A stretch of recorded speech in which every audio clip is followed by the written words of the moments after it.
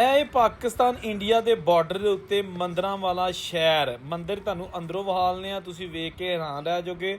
1947 ਵਾਲੇ ਇਸ ਸ਼ਹਿਰ ਦੇ ਬੰਦ ਮੰਦਿਰ ਅੱਜ ਕਿਸ ਹਾਲ ਦੇ ਵਿੱਚ ਨੇ। ਅੱਛਾ, ਇਹ ਦੇਖੋ ਜਨਾਬ, 1947 ਵਾਲਾ ਇੱਕ ਬਹੁਤ ਹੀ ਅਮੀਰ ਤਰੀਨ ਹਿੰਦੂ ਫੈਮਿਲੀ ਦਾ ਘਰ ਅੱਜ ਕਿਸ ਹਾਲ ਦੇ ਵਿੱਚ। ਇਸੇ ਸ਼ਹਿਰ 'ਚ ਇੱਕ ਦੂਸਰਾ ਜੈਨ ਮੰਦਿਰ ਵੀ ਤੁਹਾਨੂੰ ਵਿਖਾਲਨੇ ਆ, ਜਿਹਦੇ ਉੱਤੇ ਅੱਜ ਵੀ ਪੁਰਾਣੀ ਤਖਤੀ ਲੱਗੀ ਹੈ। ਇਹ ਤੁਸੀਂ ਪੜ੍ਹ ਕੇ ਕਮੈਂਟਾਂ 'ਚ ਦੱਸਣਾ ਹੈ ਕਿ ਕੀ ਲਿਖਿਆ ਹੈ। ਇੱਥੇ ਤੁਸੀਂ ਵੀਡੀਓ ਨੂੰ ਖਿਲਾਰ ਕੇ ਤੇ ਆਰਾਮ ਨਾਲ ਪੜ੍ਹ ਸਕਦੇ ਹੋ। ਇਸੇ ਵੀਡੀਓ 'ਚ ਜੈਨ ਮੰਦਿਰ ਵੀ ਤੁਹਾਨੂੰ ਵਿਖਾਇਆ ਜਾਏਗਾ।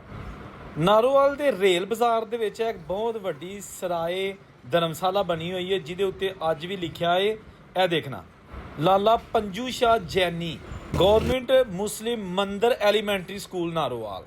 47 ਦੀ ਵੰਡ ਤੋਂ ਪਹਿਲੇ ਵਾਲਾ ਹਿੰਦੂ ਔਰ ਸਿੱਖਾਂ ਦਾ ਮਹੱਲਾ। ਅੱਜ ਵੀ ਇੱਥੇ ਆਓ ਤੇ ਲੱਗਦਾ ਹੈ ਤੁਸੀਂ 47 ਦੇ ਜ਼ਮਾਨੇ 'ਚ ਚਲੇ ਗਏ ਹੋ। ਇਹ